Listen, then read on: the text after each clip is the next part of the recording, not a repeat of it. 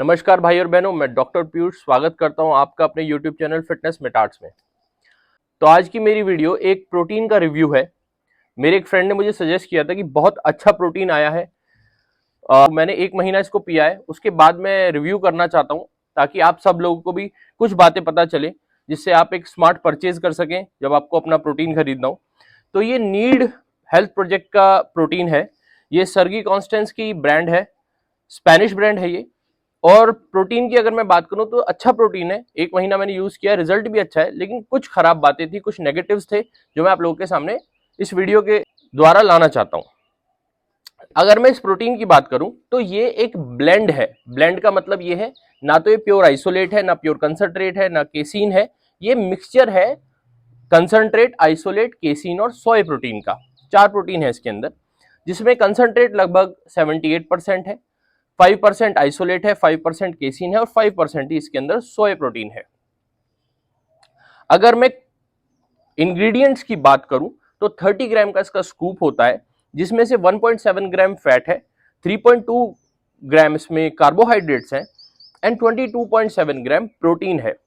तो overall composition इसकी अगर मैं बात करूं तो कंसंट्रेट जैसी है, लेकिन अगर मैं एक अच्छे क्वालिटी के वे से कंपेयर करूं तो मैं थोड़ा से पुअर मानूंगा। अगर मैं इसकी अमीनो प्रोफाइल की बात करूं तो कंपनी ने अमीनो प्रोफाइल पूरी क्लियर मेंशन कर रखी है, जिसे आप पढ़ सकते हैं, देख सकते हैं।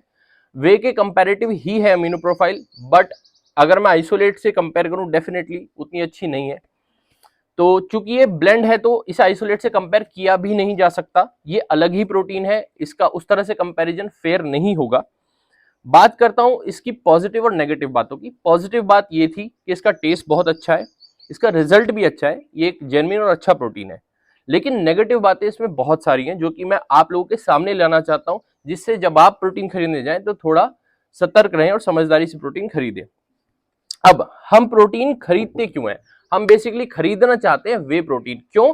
क्योंकि वे प्रोटीन की अमीनो प्रोफाइल बहुत अच्छी होती है, क्वालिटी बहुत अच्छी होती है, फास्ट एब्जॉर्बिंग होता है, ल्यूसिन कंटेंट बहुत हाई होता है।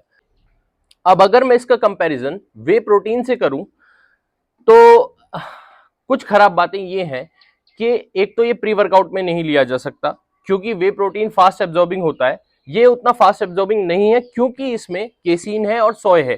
केसीन प्रोटीन जो होता है आपके पेट में जाके मिसल्स बना लेता है और बहुत ही स्लो एब्जॉर्बिंग होता है, इसलिए केसीन लेने का बेस्ट टाइम रात को होता है। मैंने खुद ये प्रोटीन सुबह के टाइम लिया था। आप अगर इस प्रोटीन को खरीदते हैं तो मेक श्योर आप इसे प्री वर्कआउट में नहीं ले सकते, और प्रोटीन सबसे जरूरी प्री वर्कआउट में ही होता है। दूसरी खराब बात की अगर मैं बात करूं तो वे प्रोटीन की खास बात होती है उसका ल्यूसिन कंटेंट। एटलीस्ट 10% वे के अंदर ल्यूसिन होना चाहिए, इसमें ल्यूसिन कंटेंट 10% से थोड़ा सा कम है।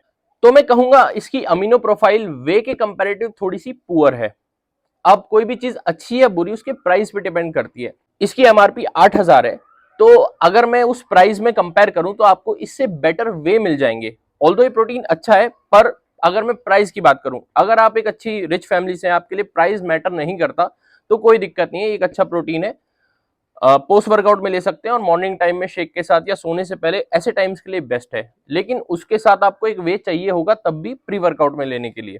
तीसरी और सबसे खराब बात जो इस प्रोटीन की मुझे लगी वो है इसके अंदर सोय लेसिथिन का मौजूद होना। अब सोय लेसिथिन होता क्या है? सोय लेसिथिन एक वेस्ट प्रोडक्ट है जो कि सोय इंडस्ट्री में सोय ऑयल बनने के दौरान बनता है।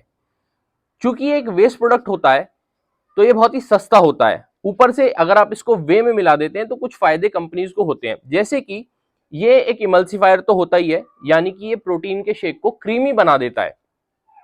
दूसरा, ये एक प्रिजर्वेटिव की तरह भी एक्ट करता है, मतलब प्रोटीन की लाइफ बढ़ा देता है, तो कंपनी को डबल फायदा है। और उसके साथ साथ सोय लेसिथिन के अंदर कुछ ग्राम्स में आप मान सकते हैं 100 ग्राम सोय लेसिथिन के अंदर कुछ ग्राम में सोय का प्रोटीन भी आ जाएगा, तो जाहिर सी बात है थोड़ा प्रोटीन स्पाइकिंग भी हो जाएगी।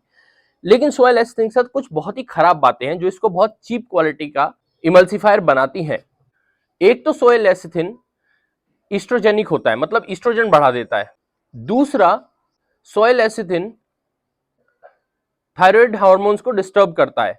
और तीसरा, उसके अंदर फाइटिक एसिड मौजूद होता है जो एक एंटी न्यूट्रिएंट है, यानी कि जो एब्जॉर्प्शन और डाइजेशन के प्रोसेस को स्लो कर देता है, हार्म करता है।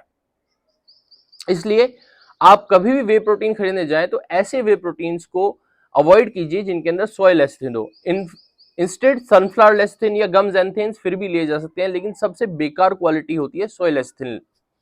तो अगर मैं वीडियो को कंक्लूड करूं, ओवरऑल प्रोटीन अच्छा है, बट कुछ नेगेटिव बातें जो मुझे इसके साथ लगी, जिसकी वजह से मैं इसे लेना बहुत ज्यादा एडवाइस नहीं करता, वो यही है। एक तो इसका प्राइस वे के कंपैरेटिव महंगा है और क्वालिटी वे के कंपैरेटिव उतनी अच्छी नहीं है।